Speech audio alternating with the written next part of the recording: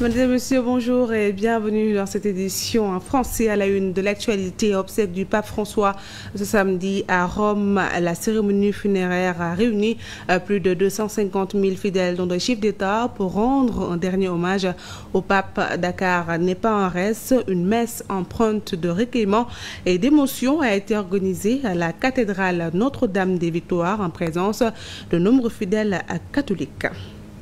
Cri de cœur des habitants de Sam-Sam 3 et environ sur le projet de réhabilitation Talimam Diara.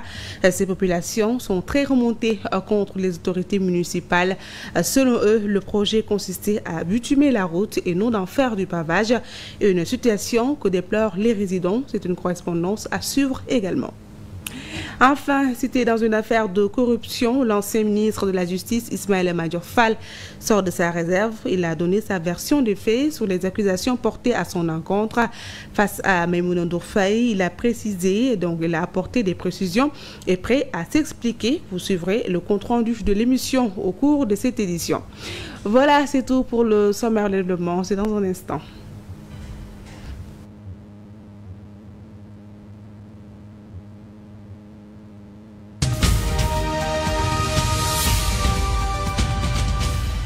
Merci de rester fidèle à cette TV. En bref, pour démarrer, ce samedi, un dernier hommage est rendu au pape François à Rome. Son cercueil a quitté le Vatican à bord d'une papamobile. À l'issue de la messe sur la place Saint-Pierre, plus de 250 000 personnes ont assisté aux funérailles qui se termineront par l'enterrement dans la basilique Sainte-Marie-Majeure. Des chefs d'État comme Emmanuel Macron, Donald Trump ou encore Vladimir Zelensky ont également prépare aux obsèques. Dakar a aussi rendu hommage au pape François, disparu lundi dernier à l'âge de 88 ans à la cathédrale Notre-Dame des Victoires de Dakar. Les fidèles se sont réunis pour une messe empreinte de recueillement et d'émotion. Ousmane Ba prépare la cérémonie. La nuit s'étend sur Dakar, mais dans la cathédrale, une flamme veille encore. Ce soir, ce n'est pas une simple messe, c'est une prière suspendue entre ciel et terre, en hommage à un homme que le monde pleure, le pape François.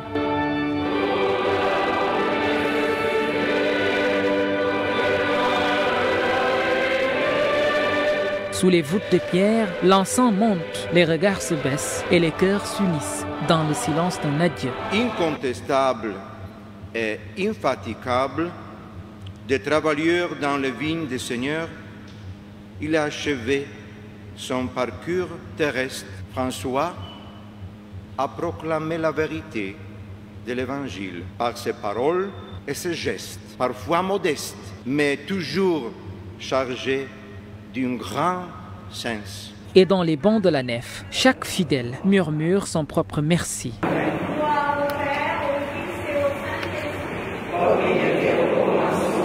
Merci pour la bonté, pour l'humilité, pour la paix semée, jusque dans les cœurs les plus lointains. Je me sens doublement senti par sa partie et je voulais venir lui accompagner, à rendre hommage, ma femme aussi, ma famille, parce que nous sommes sentis très accompagnés par Pape François en tant qu'Argentin.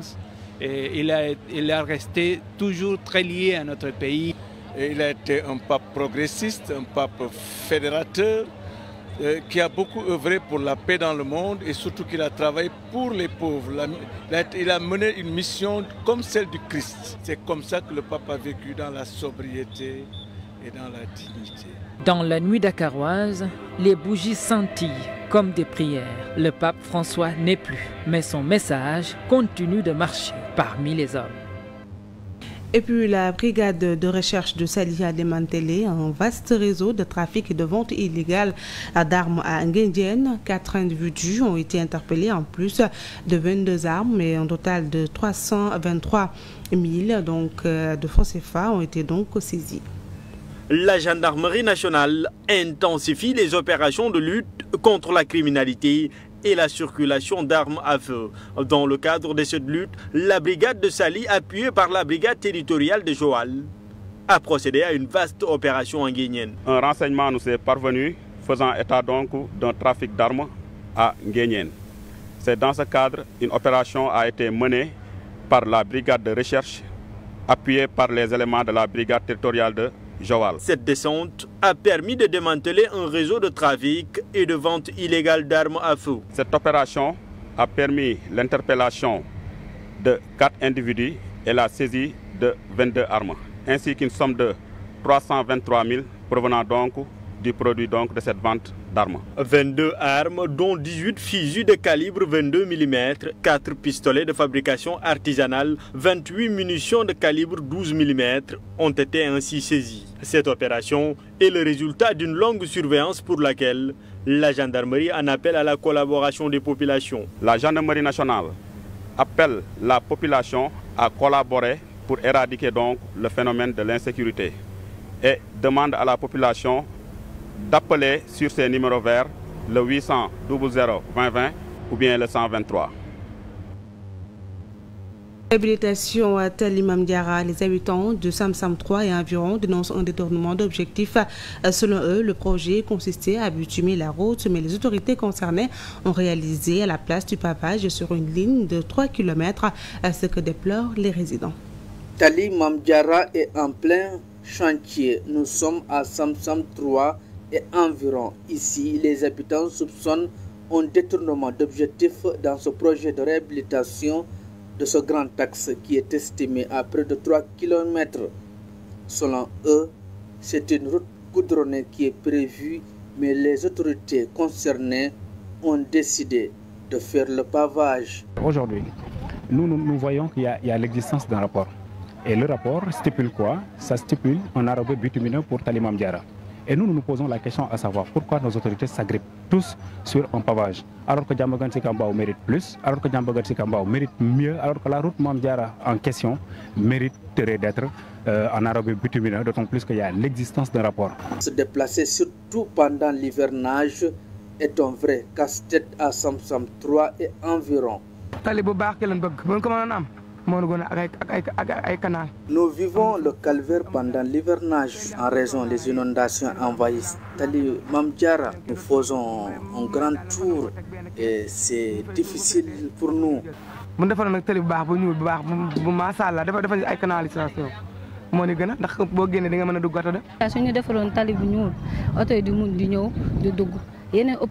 demandons aux autorités de réhabiliter Tali Mame Diarra le plus rapidement possible. C'est ce que nous réclamons.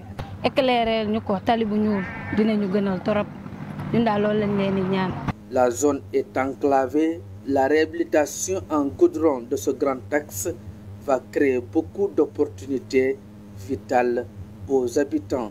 Nous avons besoin d'une route bitumée. Comme on a souvent l'habitude de le dire, nous méritons d'une route bitumée. Mame Diarra mérite d'une route bitumée. Sam-Sam 3 et environ veulent juste que Tali Mame Diarra soit goudronné et non pavé. Ils interpellent ainsi le président Diomaye Faye et son premier ministre Ousmane Sonko à intervenir. Accusé dans plusieurs affaires, Ismaïla Madior Fall sort de sa réserve dans un entretien exclusif avec Maïmouna Ndour Faye. L'ancien ministre de la Justice refute toutes les accusations portées contre lui et dénonce une tentative de règlement de compte orchestrée par le régime en place. Donc c'est le ministre de la Justice qui a porté plainte contre vous. Très bien. Oui, Ousmane Diagne. Ministre de la Justice, Momo Yobou, haute cour de justice. Dans un face-à-face qui a duré plus de 2 heures, Ismaïla Madior Fall a répondu aux questions de la journaliste Maïmouna Ndour Faye. L'ancien ministre de la Justice, garde des Sceaux, s'est exprimé sans détour. Il est revenu en détail sur la procédure initiée en vue de sa mise en accusation devant la Haute Cour de justice. Il a reconnu être informé de l'existence de 2 dossiers dans lesquels son nom est cité. Le premier concerne une affaire de corruption présumée liée à la construction d'un centre de surveillance électronique. Des accusations qu'il rejette fermement. Parce qu'il y avait un centre qu'on livrait en raison de 50 millions de francs CFA par mois. Moi, j'ai donc dit non. Et comme on n'avait pas d'argent et qu'il y avait au tribunal de Guédiawaye un espace qui était en train d'être morcelé et vendu, j'ai donc décidé d'en prendre et de faire ce qu'on appelle en droit dations en paiement. Après 4 mois, j'ai constaté que les travaux n'avançaient pas. On a donc annulé le bail. C'est par la suite qu'Aïssata Tall Sall m'a remplacé au ministère de la Justice. Il m'a offert gracieusement 50 millions. Je l'ai refusé diplomatiquement. Par l'intermédiaire de son directeur de construction, voilà. Donc il n'y a absolument rien. C'est un dossier vide. Aïssata Tall va venir. Mon avocat, elle va venir témoigner. La seconde affaire porte sur le projet de mise en place de bracelets électroniques. Là encore, Ismaïla Madior Fall se dit totalement étranger aux faits qui lui sont reprochés et clame son innocence. C'est une absurdité. Le président de la République qui définit la politique pénale, le ministre de la Justice qui conduit la politique pénale, décide dans un contexte de surpeuplement carcéral où il y a des manifestations, Sénégalais, pour gagner des gens se permettent. 2 ans après, de dire non, c'était inopportun. L'ancien ministre laisse entrevoir derrière cette procédure une volonté manifeste de règlement de compte de la part du régime en place. Peut-être le ministre de la Justice. C'est peut-être parce que j'ai été ministre de la Justice et qu'ils étaient peut-être fâchés contre moi, ou que certains de mes collaborateurs aient quelque chose à me reprocher, qu'ils sont en train d'en profiter pour se venger. C'est pour cela que je considère que c'est une cabale. Mais cabale. Il évoque par ailleurs l'existence de faits d'une gravité certaine au sein du parquet de Dakar, qui selon lui pourrait avoir motivé l'acharnement dont il se dit victime. Parce que moi tamit dama amone problème ci parquet bi problème yi fa amone yu graw yo xamanteni sax peut que duma ko wax duma ci genn yu graw mais bis bu jaré nak ñi nit ñi mëna comprendre lu tax li am dina ko wax. Nous restons avec l'ancien ministre de la Justice, Ismaïla Madior Fall, qui estime que la loi relative à la Haute Cour de justice au Sénégal est obsolète. Selon l'ancien ministre, cette juridiction pose problème car elle est majoritairement composée de députés également. Elle ne permet aucun recours contre ces décisions. Nous l'écoutons. Mais dans la Haute Cour de justice, loi le vous dépassez. Oui, parce que Sénégal, loi Amon, c'était en 98, maintenant on a une loi en 2002. C'est 23 ans que la loi sur la Haute Cour de justice n'a pas été ni appliquée, ni actualisée. Depuis que il y a une Haute Cour de justice, magistrats et députés. Les juges sont des députés du parti au pouvoir, en tout cas majoritairement, même si ce n'est pas tout le monde. Bon, je pense qu'on doit avoir un député de l'opposition. Un député d'opposition. Notamment Abdou Mbow. Donc, déjà, dans la composition, sur une loi aujourd'hui, sur la Cour de justice, double degré de juridiction. Si on dit les commissions d'instruction, sous siège, c'est la commission qui purge toutes les contestations. Il y a une possibilité d'appel. Si on a un jugement, mais donc exécuter ben deuk. On peut appliquer ce deuk. Mais par exemple, haute cour condamné à recouvrer, disons, 50 milliards qui sont dans des paradis fiscaux ou ailleurs. On peut exécuter. Pourquoi on peut exécuter? Parce que... Et c'est le cas dans le dossier Karim Wade. Exact. L'État du Sénégal n'a pas pu faire exécuter les décisions à l'extérieur. Exact. Si je vois que vous êtes très attentif. En bref, l'Alliance des forces de progrès s'apprête à tourner une page importante de son histoire ce samedi 26 avril 2025 à l'occasion de son 3e congrès. Le parti, fondé en 1999 par Moustapha Niasse, issu des rangs du Parti socialiste, choisira son nouveau secrétaire général. Sa succession attendue avec attention marquera une nouvelle ère pour la formation progressiste. Ce congrès s'annonce donc comme un moment décisif, non seulement pour les militants de l'AFP, mais aussi pour l'ensemble de la scène politique nationale, tant l'influence de ce parti a pesé sur les grandes coalitions et les débats républicains depuis sa création. Et puis des jeunes du Parti socialiste exigent le départ de certains responsables, dont la secrétaire générale Aminata Mbengue Ndiaye. Ces socialistes souhaitent la restructuration de toutes les instances du parti et que la chance soit donnée aux jeunes. Nous sommes là aujourd'hui pour faire confiance aux jeunes talents et aux jeunes compétences que nous avons au sein de ce parti-là, qui est en train de mourir. Comme vous le savez, de 20 députés, nous sommes aujourd'hui à 1, et on n'est même pas sûr que ce député soit du Parti socialiste parce qu'il n'est pas parti sous les couleurs du Parti socialiste. Il est temps que Aminata Mbengue Ndiaye démissionne pour avoir été l'auteur du magistère le plus calamiteux de l'histoire politique du Parti socialiste au Sénégal. Le Parti socialiste, comme vous le voyez, ne se réunit plus régulièrement. Le SEN doit se réunir tous les 15 jours. Le bureau politique tous les mois. Le comité central tous les 3 mois. Mais depuis qu'elle est à la tête de ce parti-là, le comité central, depuis 6 ans, ne s'est jamais renouvelé, ne s'est jamais réuni. Intellectuellement, elle est en régression. Politiquement, elle veut amener le parti socialiste avec lui dans la tombe. Et ça, nous ne pouvons pas l'accepter. On doit rajeunir ce parti-là, faire confiance aux jeunes qui sont là. Faire confiance aux jeunes qui sont là en dissolvant toutes les instances, je dis bien toutes les instances de la base au sommet, pour mettre en place un comité pilotage qui va gérer les affaires courantes, travailler, aller vers les Sénégalais, déterminer, faire des propositions et des offres politiques conséquentes pour que le Parti socialiste puisse se relever.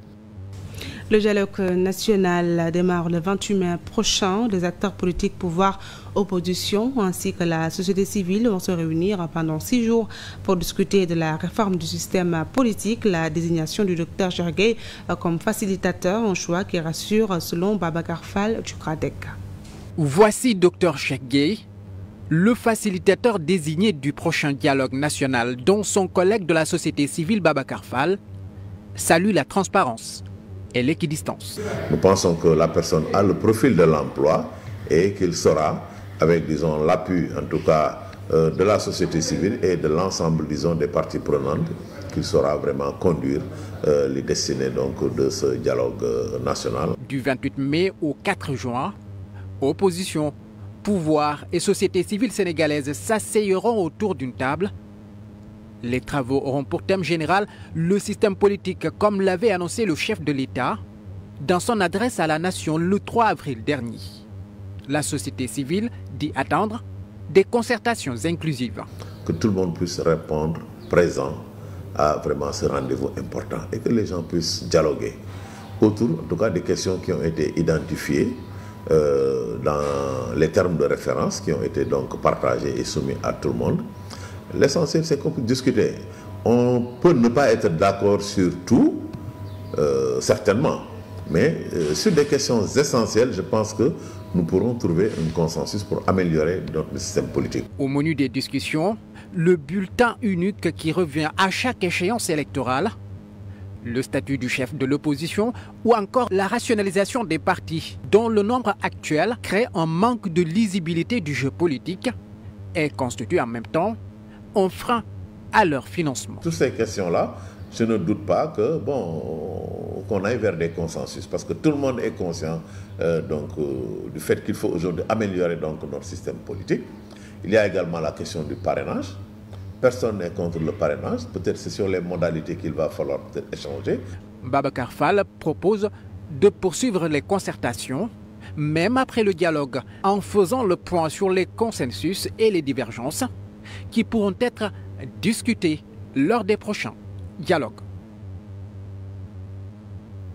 Le thème du dialogue national porte sur le système politique sénégalais. La rationalisation des partis politiques au Sénégal risque d'être au cœur des discussions. Selon le maire Abdou Aziz Apaye, le président de la République ne doit pas chercher à éliminer plutôt des adversaires. Si on arrête, si nos gouvernements arrêtent de financer les partis politiques de façon occulte, mais le problème est déjà réglé, parce que celui qui n'a pas les moyens de faire fonctionner son parti politique, il disparaît de fait. Donc le thème a tout son sens. Oui, il faut questionner la chose. Aujourd'hui, aux États-Unis, il y a plus de 400 partis politiques. Mais on ne parle que du Parti républicain et du Parti démocrate. Aujourd'hui, il y a combien de partis en France? Parce que c'est régi par la loi de 1905. C'est le régime de l'association. Donc les gens sont libres de se créer en association, c'est une liberté. Mais il faudrait que la pratique malsaine que nous avons dans ce pays-là puisse prendre fin. Un programme politique de parti politique est une articulation entre l'économique, le social, le culturel, l'éducatif. C'est pourquoi on a toujours des problèmes. Le dialogue prévu donc pour le 28 mai prochain, Hassan Samba, analyste politique, craint qu'une partie de l'opposition boycotte ces concertations à cause des arrestations relatives à la reddition des comptes. Pour Mamadou Sy Albert, ces assises viennent à son heure car le peuple sénégalais a besoin de se réconcilier avec lui, même suite aux événements tragiques survenus entre 2021 et 2024. Le système politique sénégalais sera au cœur du dialogue politique prévu fin mai prochain. Ces concertations se tiennent dans un contexte tendu, marqué par de fortes rivalités entre opposition et pouvoir. Le chef de l'État veut trouver des solutions à des questions qui sont jusque-là source de divergence. Mais selon Hassan Samb, analyste politique, certains obstacles risquent de compromettre la réussite de ce dialogue. Ce qui va maintenant obstruer le dialogue, ce sont plutôt les poursuites judiciaires. Voilà. Les poursuites judiciaires, la reddition des comptes, ça créera des obstacles réels. Les emprisonnements, les arrestations, voilà, c'est ça qui va justement, il risque effectivement d'entraver le dialogue. Le Sénégal a traversé une crise politique inédite entre 2021 et 2024. Ces assises sont une belle opportunité pour réconcilier le peuple, estime Mamadou Sy Albert. Le dialogue politique, c'est sur des questions de gouvernance. Par exemple, le code électoral, l'organisation des élections, la Sénat, les structures, les partis politiques, comment les rationaliser. Maintenant, l'autre type de débat, c'est tous ces problèmes dont on parle, les événements. Il y a eu des tortures, il y a eu des crimes de sang, il y a eu beaucoup de blessés, il y a eu beaucoup de dégâts matériels. Mais ça doit exiger un débat. Depuis un certain temps, de nouveaux leaders émergent au sein de l'opposition sénégalaise. C'est le cas de Thierno Alassane Sall, dont Hassan Samb salue le leadership. Il faut quelqu'un, il ne faut pas qu'on élise des gens et qu'on les laisse dérouler tranquillement sans qu'il y ait une opposition effective. Je pense que ce que Thierno Alassane Sall fait s'inscrit dans une dynamique républicaine. Selon ces analystes politiques, ce genre d'initiative qui manquait à l'opposition pour faire front contre le pouvoir est une bonne chose pour la démocratie sénégalaise.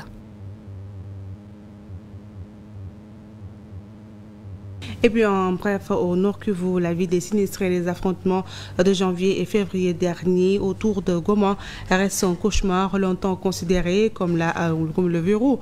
Avant Goma, la cité de Saké a été au cœur de violents affrontements entre l'armée congolaise et les éléments de M23 depuis la prise à fin janvier de la capitale provinciale à une vingtaine de kilomètres de là. Les personnes qui avaient quitté leur maison sont retournées chez elles, livrées à elles-mêmes. Elles endurent la faim et d'autres difficultés malgré un retour progressif de la sécurité dans la zone. Et sur ce, passons à la revue de presse.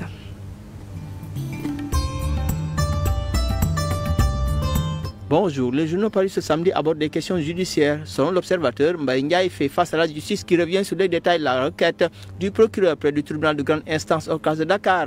Il s'agit selon le journal de biens immobiliers appartenant à l'État et que ces derniers avaient occupé, mais en le laissant dans un état de dégradation. Selon le journal Libération fait part d'une demande de mise en accusation d'un ancien ministre cité dans l'affaire des fonds de Covid-19 avec le titre « Les détails de l'affaire Sophie Gladima ». Le journal révèle qu'à l'instar de Mansour Faye, Moustapha Diop, Ndaï Sali Diop Dien et Ismaël Madior Fall, l'ancien ministre des Mines et de la Géologie, fait partie des anciens ministres dont la mise en accusation a été demandée par le parquet général.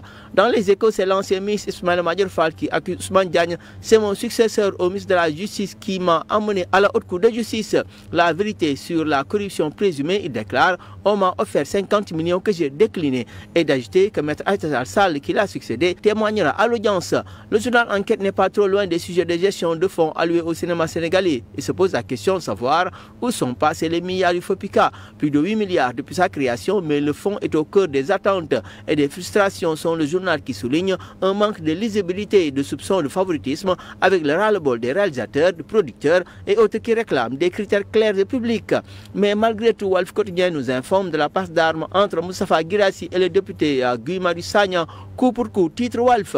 Selon l'info, l'achat de mobilier au ministère de l'Éducation nationale alimente les débats avec des questions écrites adressées par le parlementaire au ministre sur l'achat de mobilier bureautique.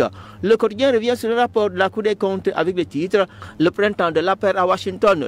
Que ce dernier a reçu le contre-rapport de l'ancien chef de l'État Macky Sall. La lutte que se livre le gouvernement de Sonko et les services de Macky Sall s'est déplacée cette semaine à Washington au siège du FMI. Sur le journal, des délégations de Macky Sall et du président Diomaye se sont croisées à la porte de Madame Georgieva pour défendre leurs arguments. Sur le journal, ce quotidien lui s'intéresse à la régulation des des médias. Sur le journal, le gouvernement du Sénégal vient de poser un nouvel acte dans la procédure de régulation du secteur de la presse sénégalaise. Le journal précise que 300 organes de presse seraient concernés.